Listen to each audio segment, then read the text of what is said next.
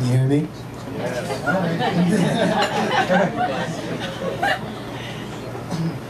Alright.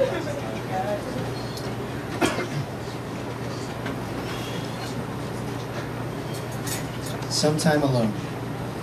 It was a cold winter night, and the old man sat down with his favorite beer in his favorite chair by the fireplace. He was alone, accompanied by only the trees, darkness, and falling snow outside. His face was filled with signs of depression, grief, and anger, caused by the recent death of his wife, Ellis.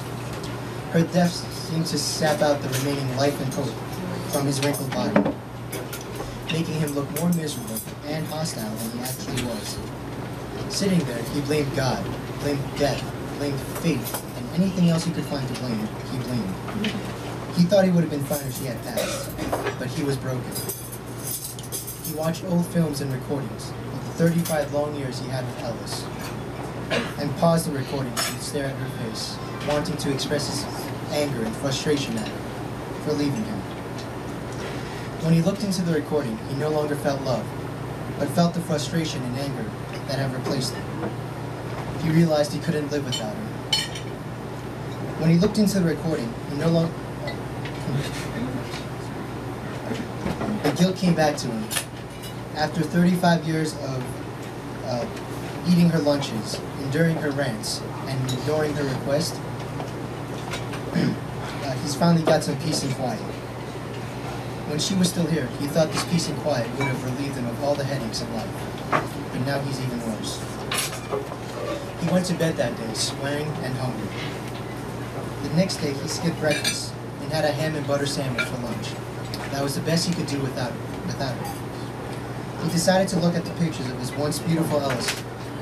He finally took time to examine Ellis's pictures of landscapes and nature, a hobby he deemed as wasting time. One of the pictures she took was a week after his heart attack 6 years ago. He took her to the countryside for a few days after brushing off her objections to the trip. On that day, she told him she couldn't have lived without her, and he nodded, took a sip from his beer, and said nothing. Staring into the picture, he couldn't control his anger and cursed her yet again. After every curse, he felt even worse and more miserable. He finally stopped and closed his eyes. He woke up at 6 p.m., dinner time. He went to the fridge and took out a package of Easy Mac and started to heat it up again. As he was waiting, he looked through the photographs again and found one of Ellis wearing her white wedding dress during her 25th anniversary. She was getting old, but her smile was still warm and reminded him of their younger days. He asked himself how he could let their marriage end like this. He asked himself, what happened to the vows of happiness and love? Why am I cursing her? Does she even deserve it?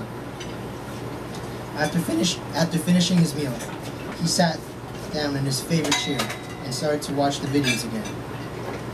He thought if he were to drop dead tomorrow, the first thing he'd do was to apologize.